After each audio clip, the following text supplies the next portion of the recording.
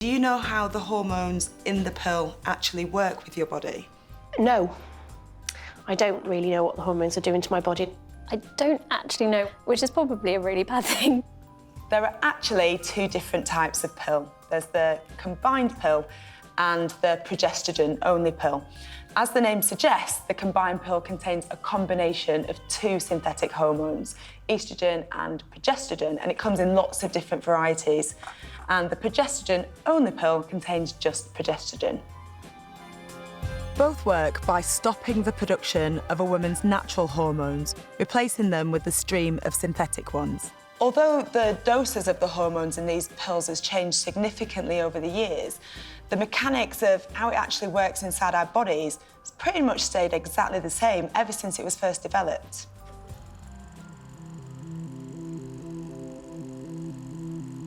In a natural cycle, an egg is released every month by the ovaries.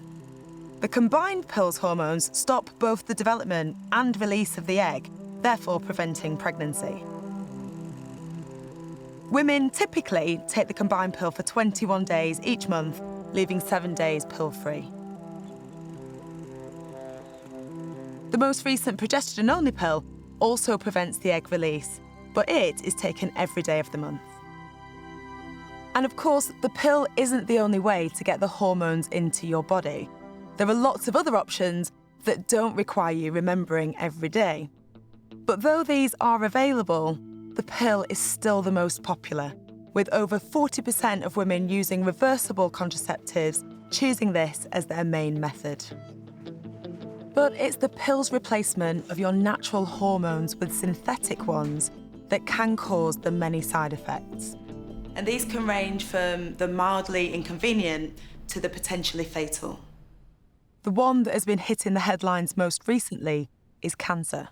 I read a lot about contraception can cause breast cancer as well, which that actually worries me. If suddenly you hear all this negativity, then it makes you kind of afraid to take it. But then the other options might seem equally terrifying. The younger women that started to get breast cancer did blame the pill. In fact, a third of women in our survey are worried that the pill might give them cancer. But where has this worry come from? In December 2017, a new study showed the increased risk of breast cancer in women taking the pill compared to those that weren't. And it created quite a lot of interest in the press, and there were lots of headlines. Now, I can imagine that for a woman taking the pill, reading those headlines and statistics could create quite a lot of fear and anxiety.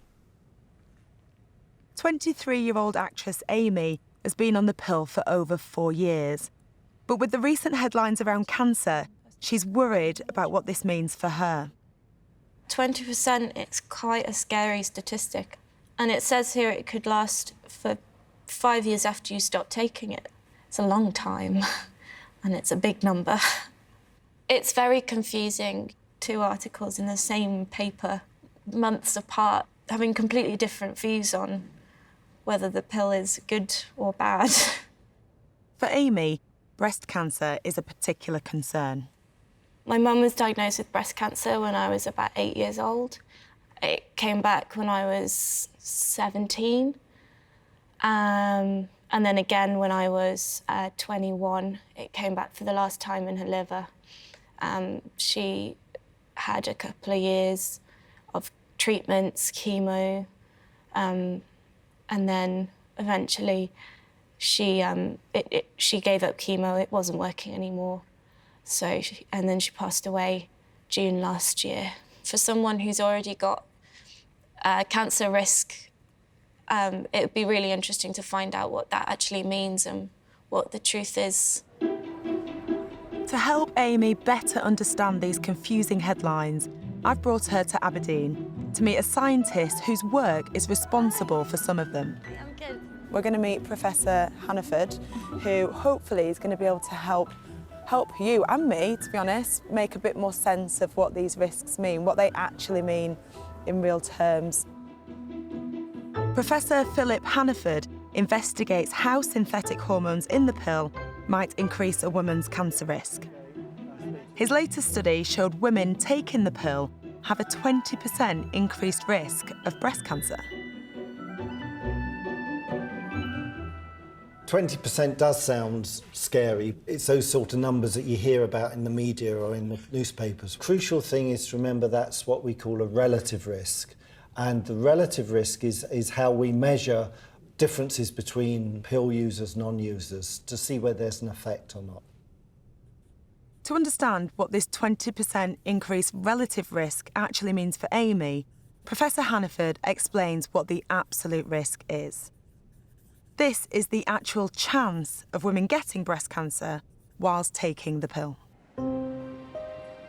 So if we imagine that this magnificent library has got 100,000 women who don't use the pill in it and are here for a year, we would expect approximately 55 cases of breast cancer to occur in that group of women aged 15 to 49. So 55 will get breast cancer Anyway, that's the background risk. If we had another library with 100,000 women who are also aged 15 to 49 who were using the pill for a year, you'd have 68 cases of breast cancer. So you take the 55 from the 68, we can see it's a low risk. It's 13 extra cases of breast cancer for every 100,000 women who use the pill for a year. So it's a very small risk. This additional risk comes about due to the oestrogen in the pill. Oestrogen can, in some cases, stimulate breast cancer cells and cause them to grow. But 13 is a low number, and it is this absolute risk that is most relevant to Amy. I think when it's explained this way, it shows that it is much less scary than that 20%. Yeah, definitely. It makes the 20% make a lot more sense. 20% of a very small amount is a very small amount. Very much so. A small increase on a small risk is reassuring. What's more, once you stop taking the pill, every year afterwards, this additional risk declines. It seems to be there whilst you use the pill and for probably about 5-10 years after stopping, but it seems to disappear. In the same study, a similar risk for other types of hormonal contraception was also found. But Professor Hannaford believes that our lifestyle choices are more likely to increase the risk of developing cancer than taking the pill. The biggest thing any person can do, whether they're a woman or a man, is not smoke.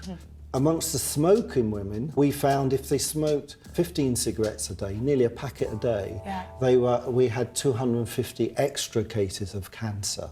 Other risk factors like a high alcohol intake, being overweight, not doing exercise, they're probably more important for your health than the contraceptive pill. So it just puts it into perspective that actually it's the lifestyle that's important rather than the pill.